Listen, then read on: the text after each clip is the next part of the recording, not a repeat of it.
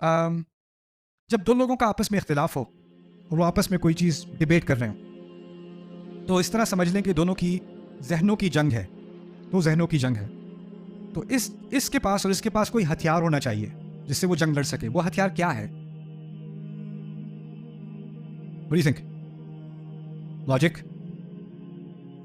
सबूत, दलील, हक, कॉमन सेंस। ये असल चीज़ तो ये है ना कि जो बात आप कर रहे हो वो सही है। अगर आपने जीतना है तो आपकी बात में वजन होना चाहिए। वजन होने के लिए उसके लिए आपके पास सबूत होना चाहिए।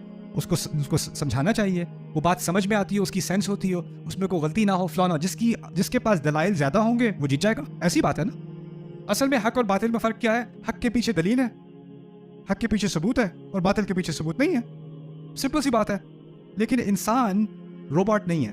इंसान जब आपस में डिबेट करते हैं ना, तो वो कुछ और लीगल हथियार भी साथ लेके आते हैं। अगर बात सिर्फ इतनी होती कि हक और बातिल की जंग है और जिसने हक बात साबित कर दी वो जीत गया, बात खत्म। अब दोनों मान लो कि ये हक है, बात खत्म। लेकिन इंसान कहता है मैंने किसी भी हाल में जीतना है, मैंने हारना नहीं है। और जिसको पता होता है ना कि उसके पास हक नहीं है, तो वो अपने साथ कुछ और मजीद पॉकेट में छुपा के कुछ इलीगल हथियार भी साथ लेके आता है कि शायद मैं ये इस्तेमाल कर लूँ तो मैं ये डिबेट में जीत जाऊँगा, ये जिताल में जीत जाऊँगा। इसके कुछ पहलू कुरान में जिनका जिक्र किया गया है उनके बारे में हम बात करते हैं। पहला, धमकी देना। दो बच्चे हैं स्कूल में, ब्रेक हुई। कुछ बच्चे होते हैं बहुत ही दुबले से होते हैं, कुछ बच्चे माशाल्लाह खाते पीते हेल्दी, बड़े साइज के। दोनों एक ही क्लास में हैं लेकिन एक इधर एक इधर। वैसे बच्चे खेलते कूदते बात कर रहे हैं। एक बच्चा कहता है 2 + 2 = 4। तो वो जो माशाल्लाह वाला है ना कहता है नहीं 2 + 2 5 होता है। वो जो छोटा सा है वो कहता है नहीं 4 होता है। कहता 5 होता है। हाँ जी 5 होता है। कैसे जीता वो डिबेट? हाँ, धमकी देके, ठोस देके। इब्राहिम अलैहिस्सलाम ने अपनी बात की बुतों के बारे में। ये तुम्हारी आवाज़ सुन सकते हैं, तुम्हें जवाब देते हैं, क्यों इनकी इबादत करते हो? ये तो कुछ भी नहीं है, ये तो तुमने खुद ही नाम खड़े हुए हैं। और अगर मैंने ये बुत तोड़े भी हैं तो पूछो बड़े वाले से जिससे तुम सारी चीज़ें पूछते हो, उससे पूछ लो। जब ये बात कही तो आगे से इसका कोई जवाब था? अकली जवाब तो कोई नहीं था। तो कहा हर्रिकू वंसुरू आलिहतकुम, जला दो इसको, जला दो इसे, और अपने अपने खुदाओं की मदद करो। वंसुरू आलिहतकुम, whose phone is that? Okay, burn it. Anyway, वंसुरू आलिहतकुम, अपने खुदाओं की मदद करो। बल्कि उससे मैं अपनी बात ही गलत साबित कर दी। अगर कहें अपने खुदाओं की मदद करो तो इसका मतलब तो ये हुआ कि वो अपनी मदद खुद नहीं कर सकते। तो जिसको धमकी, बाय द वे, इनमें से कोई भी हथियार कोई इस्तेमाल करे तो वो इस बात का सबूत होता है कि वो असल मुकाबला हार चुका है। असल मुकाबला हार चुका है, क्योंकि जिसने मुकाबला जीतना होता है उसको धमकी की जरूरत नहीं होती। तो आप दो लोग बातें कर रहे हो, उनमें से एक को गुस्सा आ गया,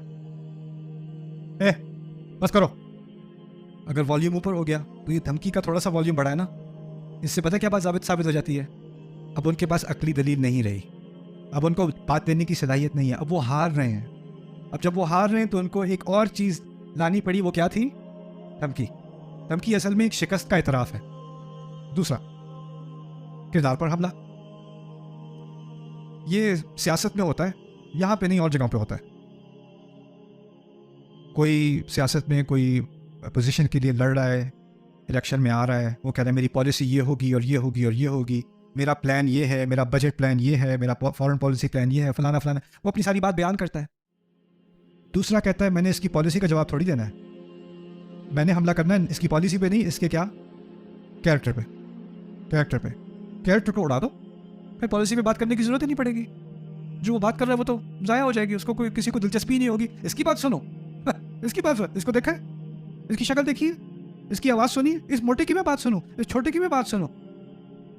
तो वो किरदार पे जो हमला होता है ना, वो एक बहुत आम हीला होता है जो इस्तेमाल किया जाता है। जैसे फ़िरौन ने इस्तेमाल किया, अमन हादल लदी अम अना खैरुम मिन हादल लदी हुआ महीन, मैं बेहतर नहीं हूँ इस बेइज्जत से जो भाग गया था कत्ल के केस में। इसके बारे में कह रहा है मूसा साहब, वला यकादु युबीन। और इसको तो ठीक से बोलना भी नहीं आता, क्योंकि उनकी ज़बान में हिचकिचाहट थी ना, हेयर स्टरर, तो उसकी वजह से इसको तो बोलना भी नहीं आता। इनकी बात सुनोगे? बात का जवाब दिया जा रहा है या कैरेक्टर असैसिनेशन है? ये है कैरेक्टर असैसिनेशन। इसी तरह पिछली आयत में इन यत्तखिज़ूनका इल्ला हुज़ुवन अहाज़ा अल्लज़ी यज़कुरु आलिहतकुम, ये तुम्हारे खुदाओं के बारे में बात करेगा। ये आजकल इसका नया तरीका कैरेक्टर असैसिनेशन का है, उसमें अल्फाज की भी ज़रूरत नहीं है। अगर स्कूल में तुम में से कोई सही बात कह दे, बाकी तुम्हें कहेंगे शक्ल देखी है, शक्ल देखी है, बहुत है, बहुत है, इसको देखो इतना ही बहुत है किसी को डिसमिस करने के लिए। सारे इकट्ठे होकर उसको गौर से देख लें। और ये क्या है? किसी को डिसमिस करना, किसी को कमतर करना, इस्तिफजाज करना, उसका अरबी में उसको इस्तिफजाज कहते हैं। फिर ये मुश्किल काम है। अगर मैं किसी चर्च में जाता हूं, मुझे किसी पादरी ने बुलाया, चर्च में जाके मुझसे बात करना चाह रहा है, फर्ज करें बात करना चाह रहा है ईसा अलैहिस्सलाम के बारे में कि उनकी हकीकत क्या है। मैं आके स्टेज पे बैठा, मैं हूं और वो प्रीस्ट है या वो प्रीचर है। ऑडियंस में 3-4 हज़ार लोग बैठे हुए हैं, वो सारे के सारे अक्सरियत उनकी ईसाई है या सारे ईसाई हैं। जब भी वो साहब कोई बात कहते हैं तो वो पीछे से क्या होता है? तालियां बजती हैं, तारीफ होती है, लोग कहते हैं प्रेज द लॉर्ड, या जब भी मैं कोई बात कहूं तो वो क्या करते हैं audience? Boo, no no, come to Jesus, वो बातें सुनने को मिलती हैं। अब मुझे प्रेशर फील हो रहा है कि जब भी मैं कोई बात करता हूं तो किसी को सही नहीं लगती है ना, जब भी वो कोई बात करता है तो सबको सही लगती है। तो इससे क्या होता है? फीलिंग ऐसी आती है कि जिसकी बात सबको पसंद है उसकी बात शायद ज़्यादा सही है, और जिसकी बात सबको बुरी लग रही है उसकी बात ज़्यादा गलत है, क्योंकि देखो सारे लोग अपसेट हो गए। अब मैंने चर्च की मिसाल दी थी, लेकिन अगर मैं ये कहूँ कि कोई मैदान है जहाँ सारे मुसलमान जमा हैं और इस्लामी प्रोग्राम हो रहा है, और किसी ने हिंदू ने आके सवाल पूछ लिया, किसी ईसाई ने आके सवाल पूछ लिया, तो ईसाई आके पूछेगा या हिंदू आके पूछेगा, sir I don't believe in Allah. वो क्या, तो बाकी सारे जो मुसलमान वहां बैठे हो क्या कहेंगे? काफिर। और फिर स्पीकर आके जवाब देगा, आई विल हेल्प यू। वो जैसे वो जवाब खत्म करेगा, तकबीर, अल्लाह अकबर, वो जो बेचारा आया था पूछने, माइक पर लर्जाता हुआ माइक तक पहुंचा था, वो जो था, अब उस पर सारा प्रेशर आ गया। और फिर वो स्पीकर उसे कहे, अब क्या कहते हो? ये क्राउड का गलत इस्तेमाल नहीं है, या हम करें या कोई और करे, इस्तेमाल फिर भी गलत है। क्यों? क्योंकि अगर किसी ने हक बात करनी है तो उसका तमाशा नहीं बनाना चाहिए। अगर किसी ने वाकई कोई जिताल करना है, बैक एंड फोर्थ करना है, तो उसको ऑडियंस का लिहाज नहीं होना चाहिए। मैं ये कहूँगा तो लोग पता नहीं आगे से क्या कहना शुरू कर देंगे। अगर आप एक सेफ एनवायरनमेंट नहीं बनाते जहाँ मेरे दिमाग में जो भी है मैं कह दूँ और किसी के दिमाग में जो भी जवाब है वो कह दे, बगैर लोगों की नज़र और उनकी तनकीद और उनका गुस्सा और उनकी बूइंग और उनकी तकबीर और उनकी तालियां, इन चीज़ों से बेफिक्र होके मैं अपनी बात कर सकूं, जब तक आप ऐसा माहौल नहीं बनाओगे ना तो खुल के बात नहीं हो सकती। तो वो फेयर डिबेट नहीं है, उसमें फेयरनेस नहीं है, ये मैच नहीं है। ये मैच नहीं है जहाँ एक मुल्क के लोग लगे हुए हैं, इसका स्कोर हो गया फिर उसका स्कोर हो गया। और वैसे भी जब क्राउड जो है ज़्यादा एक्साइटेड हो जाता है, क्या उसका असर खिलाड़ियों पर होता है? बिल्कुल बिल्कुल होता है, उसका असर पड़ता है खिलाड़ियों पर। और अगर कोई सेटबैक हो जाए गेम के अंदर, कोई आउट हो जाए, कुछ हो जाए, तो एकदम से जो क्राउड आता है ना, तो उसका असर क्या खिलाड़ी पे भी होता है? यप, होता है, वो इंसान है। लेकिन अगर हक और बातिल की बात हो रही है तो ये मैच नहीं है, इसमें स्कोर नहीं है, इसमें या सही है या गलत है। और उसको इस तरह का तमाशा बना देना ये लोग इस्तेमाल किया करते थे। तो इसी का जिक्र कुरान में है, इन हादानी लसाहिरान, ये देखो ये दोनों बस जादूगर हैं, ये तुम्हें अपने मुल्क से निकालना चाहते हैं।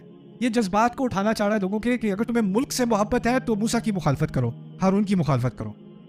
फअजमिउ कैदकुम थम्मा अतू सफ़ा, उसने कहा अपने सारी स्कीमों को इकट्ठा करो और इकट्ठे पूरी लीजन बनकर इन पर हमला करो।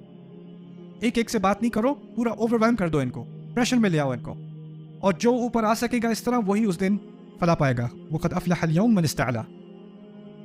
ये तो यहाँ आई डोंट नो मैं ये समझाई क्यों रहा हूँ, ये वाला आपको तो कभी भी नहीं होता यहाँ पे मुखालिफ को शर्मिंदा करना। अबू जी, ये जो बिज़नेस है ना, इसमें ये जो हराम चीज़ें हैं ये हमें ख़त्म कर देनी चाहिए। तुझे इसलिए फीसें भरी थी तेरी, इसलिए मैंने तुझे खाना खिलाया था, यही दिन दिखाना था मुझे तुमने। बहुत खुशी हुई ना मुझे खुतबा दे के, हम तो सारे काफिर हैं, तू ही है मुसलमान। हाँ, और बता क्या क्या हराम है? नहीं समझा दे हमें सबको। फिर जब मैं तेरी माँ को भी लेके आता हूँ, बिठाता हूँ इधर, फिर जब मैं तेरी दादी दादा को भी ले आऊँ, सबको तो तालीम दे दे। ये हमारे यहाँ नहीं होता, कहीं और होता है ये। अगर आप सही बात करो तो आगे से क्या करना? शर्मिंदा। ये ऐसे बात करते हैं और इसको हम क्या कहते हैं, बदतमीजी की है। ये बड़ा मजे का तरीका है, बात आप सही कर रहे हो लेकिन दूसरा उसको क्या कह रहा है, बदतमीजी, और फिर आप भी कहते हो मैं बदतमीज नहीं होना चाहता इसलिए मैं कुछ नहीं कहता। It works, it's really good, it's really good. एक तो उधर वेस्ट में है, वहां तमीज नाम की कोई चीज नहीं है। बेटा बाप को कह रहा होता है, हे फ्रैंक हाउस इट गोइंग, हे बडी, इस तरह बाप बाप से बात करते हैं। यहाँ पर इतनी इज्जत के हक बात भी नहीं कर सकते, सही बात भी नहीं कर सकते, यू नो, तमीज के नाम पे। और ये है शर्मिंदा करना। फिर इसी तरह जब इब्राहीम अलैहिस्सलाम ने तनकीद की कि आप ये क्या पूजा कर रहे हैं, ये गलत है, तो उन्होंने कहा हमारे बड़े और उनके बड़े और उनके बड़े ये सब करते थे, वजदना आबाअना लहा आबिदीन। ये हम तो आराम से बढ़ जाते हैं, लेकिन जिस तरह उन्होंने कहा होगा प्यार से नहीं कहा होगा। यहाँ बच्चा तिलावत करता है, वजदना आबाअना लहा आबिदीन, इस तरह नहीं कहा था इब्राहीम अलैहिस्सलाम के वालिद ने।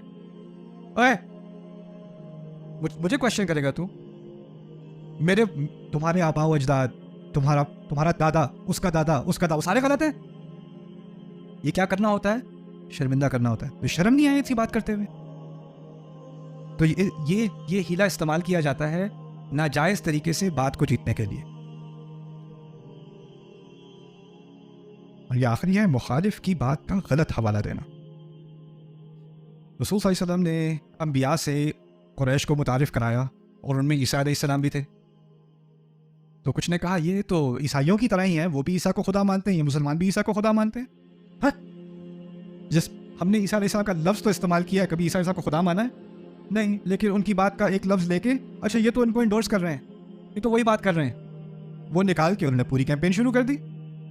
यानी आपका मुखालिफ ये भी कर सकता है कि आपने पूरा जुमला कहा हो, उस जुमले में से क्या निकाले, वो एक पीस निकाले, बाकी अपना मिर्च मसाला उस पर डाल के कहे देखो ये लोग ये बात कर रहे हैं, ये तो ये बात कर रहे हैं। आपकी बात को पूरी तरह मिसरिप्रेजेंट करे, और मिसरिप्रेजेंट करने के बाद जो नया उसने आपकी निस्बत लगा के जो नई बात उसने की वो वाकई गलत है, वो वाकई गलत है। तो अब बाकियों को लगे कि आपने बहुत ही गलत बात की है, और अब आप फंस गए ये कहने में, नहीं मैंने ये नहीं कहा था, मैंने ये कहा था, ये आप गलत कह रहे हैं, मैंने असल में ये बात की थी। अब इस चक्कर में फंस गए, उसको पता है उसने किस चक्कर में आपको फंसाया।